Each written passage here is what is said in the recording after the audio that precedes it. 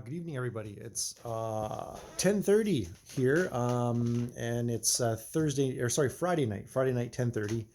Um, and I'm still up at camp, and my other guests arrive tomorrow. So I'm heading in the morning, but it's the last night that I'm actually here by myself. So it's been kind of neat being able to just like make random videos and talk about whatever, um, and especially all the sledding. And I had a chance to kind of go online and look at what people were saying and what they thought of the 2021 release. And it's like, I think I'm just laughing at all the belly aching about stupid things like, oh, they didn't have the right, like, I don't like the colors and get a wrap. And then all the weird option, like, why didn't they put the new gauge in the 600? Why didn't they put the new suspension in the 600? And why did they make a weaker sport motor and just stuff like that? And I mean, I don't know. I don't want to go on a big rant or anything because it's not really what I want to talk about. You want a premium feature, you're going to pay a premium price for it. And as a business, it's good to have clear segments or clear, product lines and option packages within those product lines. So if you want something premium, you have to move up to the next step. And you'd package all the high tech stuff together and all the value stuff together, and it makes sense to me. If I was running a business, that's what I would do. And I mean, so now you have an 85 horsepower. I think they're probably being conservative, but an 85 horsepower two-stroke, 125, 130-ish horsepower two-stroke, and 165 horsepower two-stroke. So it's like 40 horsepower steps between them. Then you have your 60, your 90, and then your 150 for a four-stroke. And I think it would have been cool to have 130 horsepower four-stroke, so to kind of mimic everything. But I mean, you got to cut the amount of engines off somewhere. So, yeah, I mean, I understand like logistics and having a, if you were to have it, like a lot of people say, why can't they just let us pick the chassis, pick the motor, pick the track length, then pick all the options I want and all the, levels of equipment I want? No, like, forget it. That is a supply chain logistics, like, hell nightmare. Prepare to pay twice as much for a sled if that's what you really want. I mean, holy crap.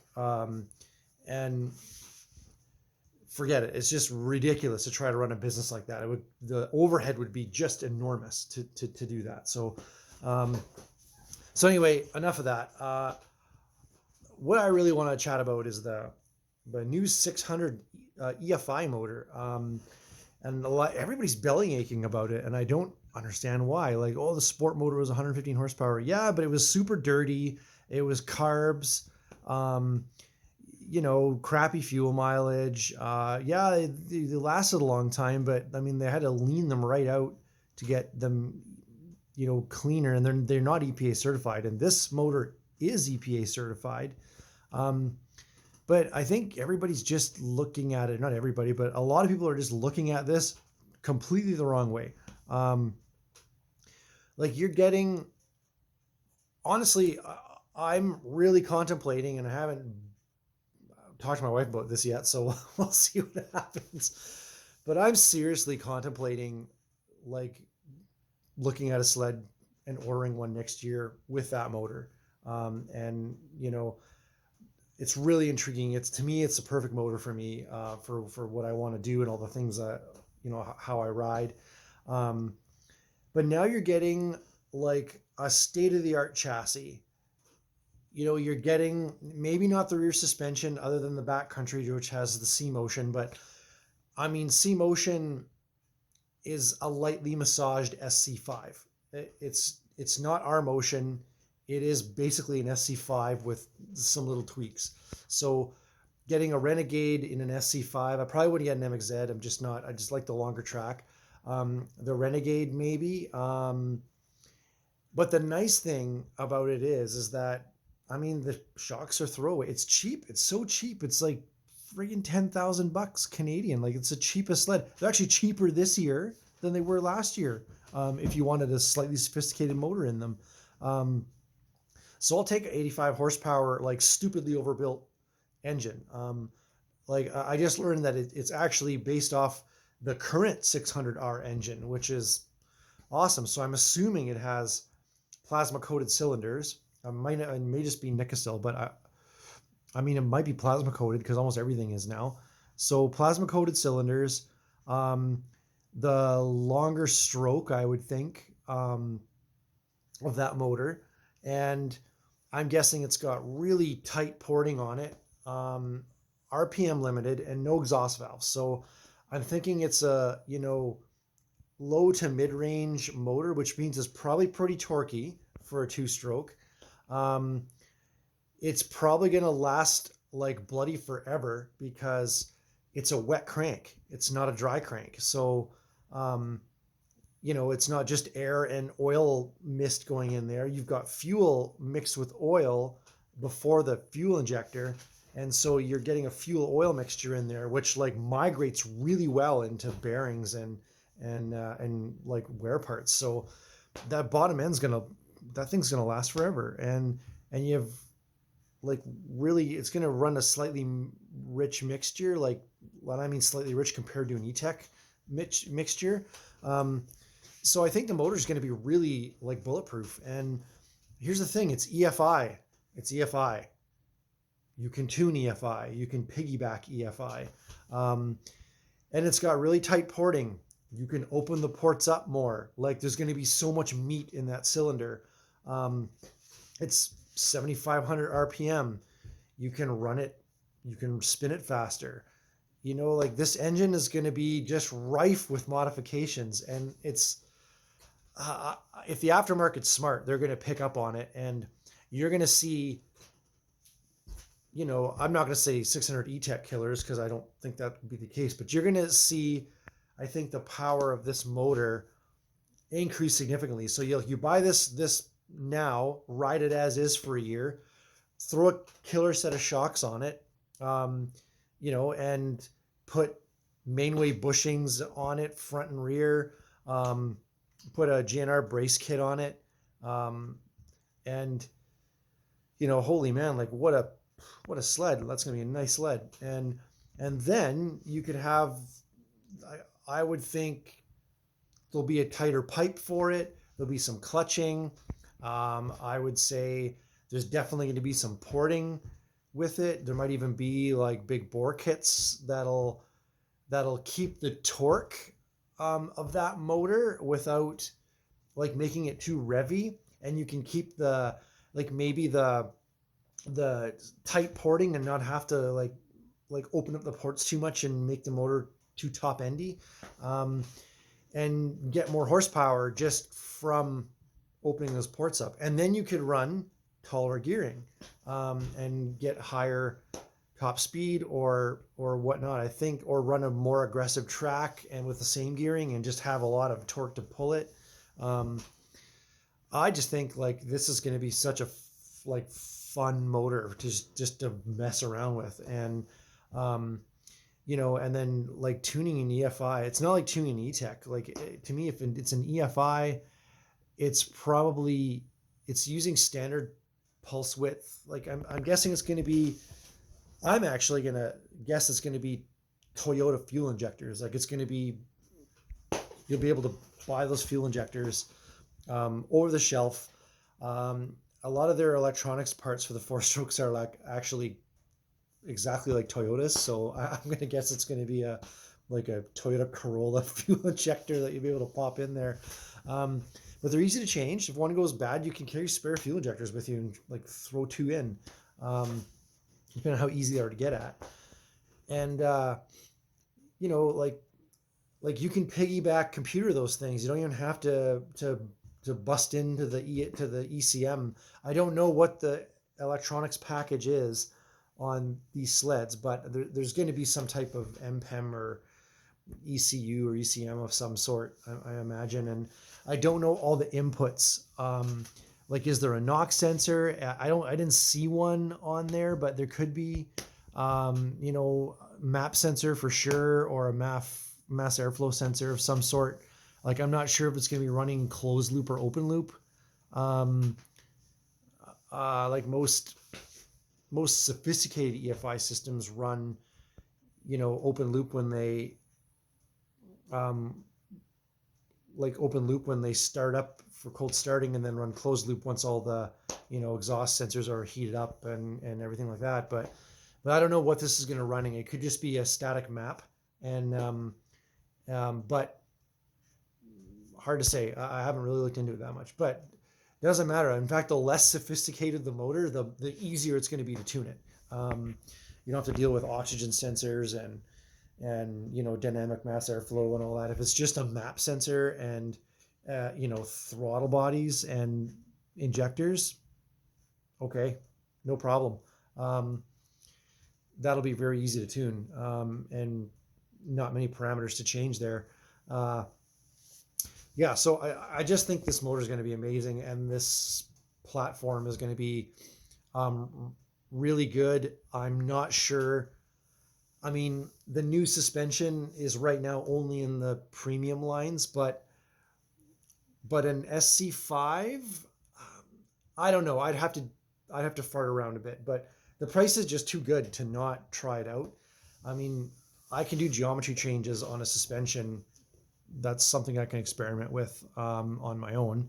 The front suspension's easy. You can get different spindle like risers made if you want to control the roll center, and you can adjust for camber and all that kind of stuff with just aftermarket bits. So that'd be fun to check out. But I mean, ultimately, I'll bloody suffer through it if the price is right. And I'm just really excited. I just really hope the aftermarket like sees the potential, the completely untapped potential in this. And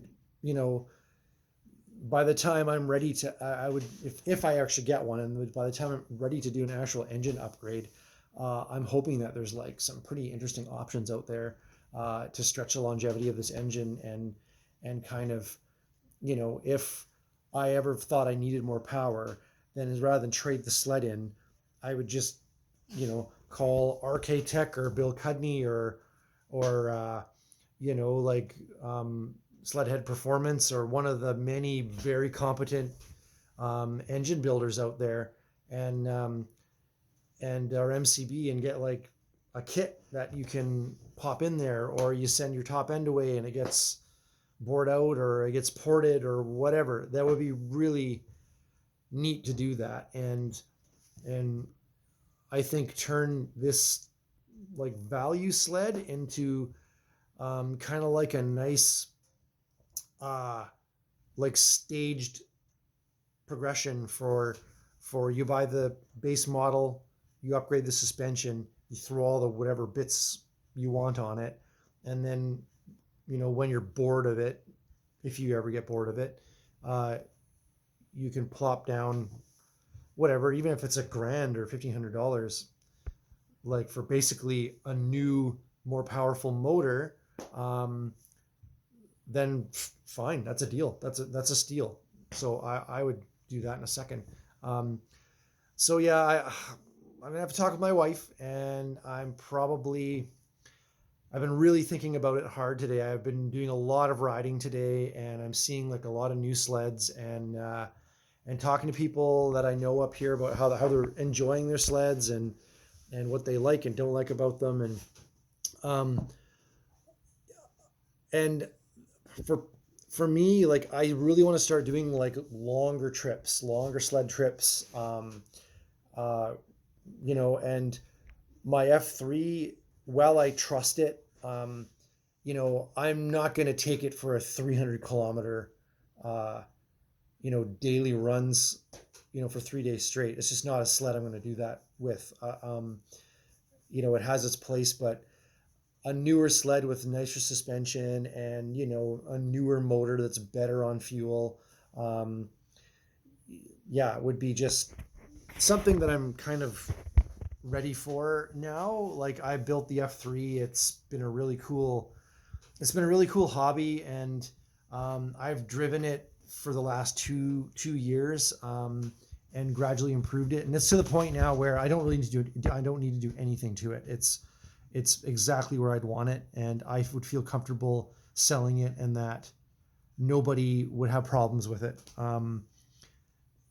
Yeah, nobody would have problems with it, and I got enough like parts to keep that thing going for like a lifetime. So, or build another one or two almost. Um, so yeah, no one's gonna have problems with that sled and its longevity. Like you're not gonna have problems finding parts because I've hoarded a whole ton.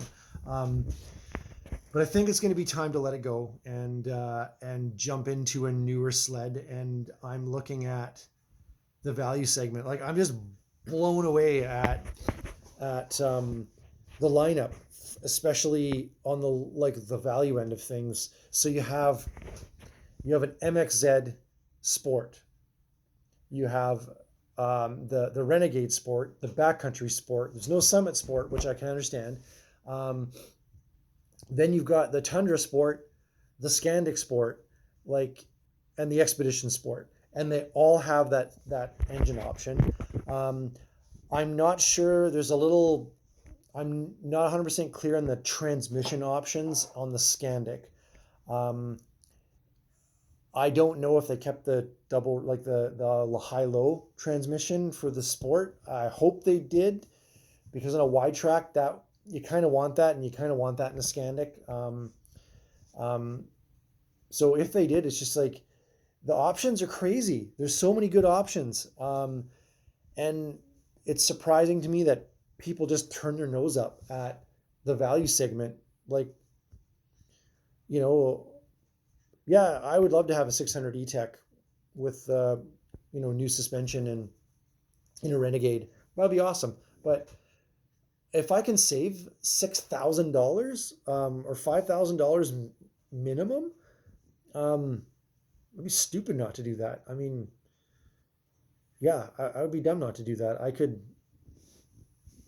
could almost buy a crate 600 E-Tech with all the electronics and slap it in to a value chassis, which would fit fine for cheaper. Not that I'm going to do that, but there's just the bang for the buck is just, it's unparalleled. Like nobody has a sled with that bang for the buck. And the fact that you're not getting like a watered down chassis or watered down version of the G4, you're getting like all the RAS 3 geometry, and I just think it's a really cool.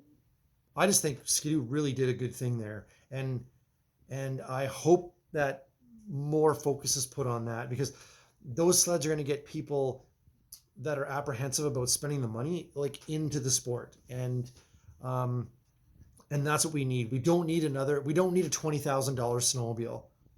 We don't need a $16,000 snowmobile. We need cheaper, good sleds that are I shouldn't say cheaper. We don't need cheap sleds. We need inexpensive, high value sleds that just bring a lot to the table for the money. And yeah, if they have to have like skimpy shocks, whatever, that's a easy thing to upgrade. That's such an easy thing to upgrade. And quite frankly, I'd be more apt to buy a sled with crappy shocks and put the shocks I want on them versus what the options are, and having to, option everything else up to get the good shock package. Because take a sport model and you want XRS shocks. Well, I'm sorry, you got to spend almost double the money to get that. And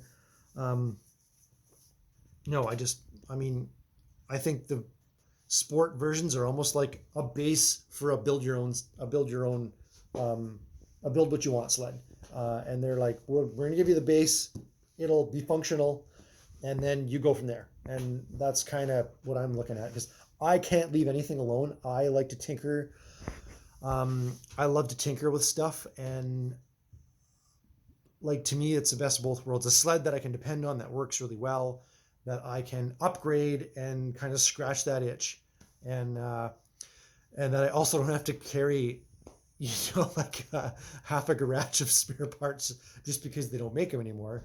Um, yeah. So anyway, that's just my thoughts on things, and I'm really excited about this line, and I really hope I can convince my wife to let me take the plunge. So we'll see. Anyway, if I do get one, you can bet your rear end that I will be doing a buttload of videos about it. Regardless, I'm not under any delusion that I'm a YouTube star or going to have any type of following or anything, or get paid for any of this. I just like talking about this stuff, and I don't care if 3 people view or 3,000 people view.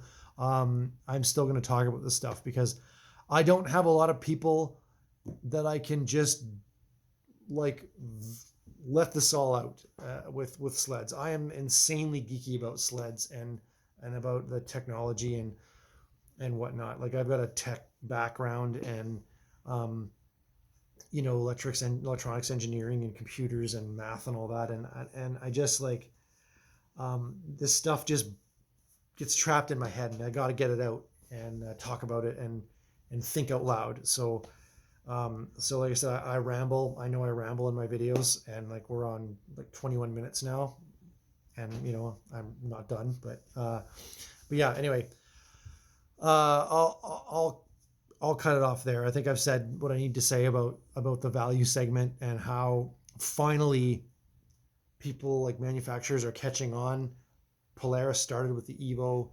Arctic Cat is now bringing out the Blast line, which they look kind of neat, but they're like 3/4 of a sled. And now Skidoo's like said, okay, and in almost every segment, we're going to have a value sled that is actually inexpensive and brings high value. So that's great. Like, thumbs up, BRP. Like, nice job on that. I'm very excited, and I really hope that people flock to these things, because I think they're just like gems that are hidden. So yeah. Anyhow, I'm gonna pack it in for the night because I'm tired, and I gotta get up early tomorrow and go pick up all my buddies for the weekend. So everybody have a great night, and we'll be chatting soon.